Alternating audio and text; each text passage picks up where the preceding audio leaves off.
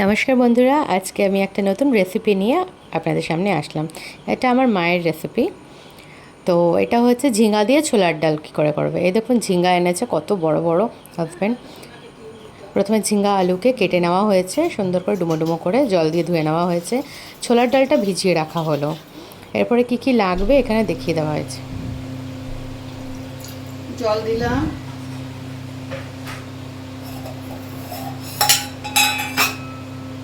এবারে ডালটা দিচ্ছি,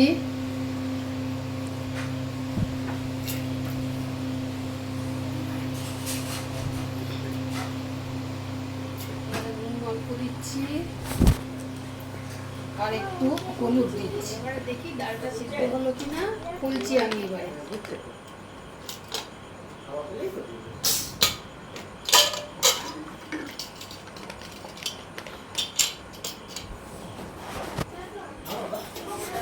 এবারে নাড়িয়ে দেখে নিচ্ছি। এবারে সবজিগুলো দেব, মশলা দেব, এই দেখো দিয়ে এবারে আরেকবার ঝিঙা, আলু, এবারে টমেটো দিচ্ছি,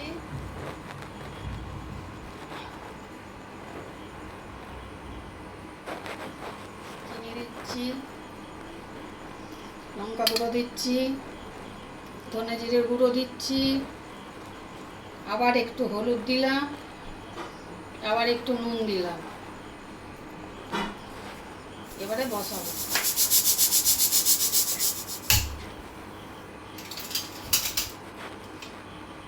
তড়কা প্যান বসিয়ে দেওয়া হলো। এরপরে মা এটাতে তেল ঢালছে পরিমাণ মতো, যেটা ছোক দেওয়ার মতন যেটুকু হয়, ফোড়ন দেওয়ার মতন ওইটুকুই তেল ঢালছে।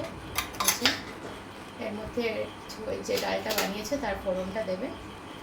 আপনারা এই ডালটা বাড়িতে পেঁয়াজ রসুন দিয়েও বানাতে পারেন। মা এটার মধ্যে শুকনো লঙ্কা দিচ্ছে।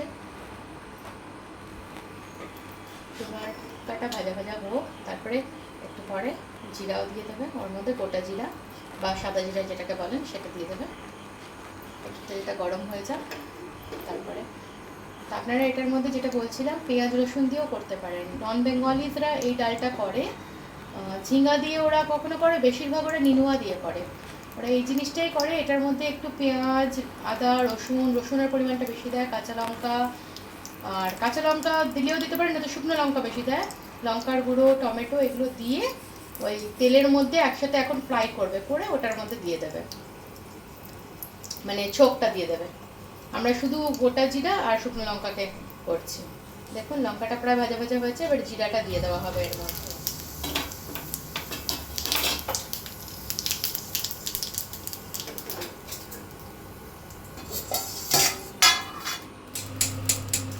দেখুন ডালটা হয়ে গেল। চলুন সবাই ভালো থাকবেন, সুস্থ থাকবেন, টাটা।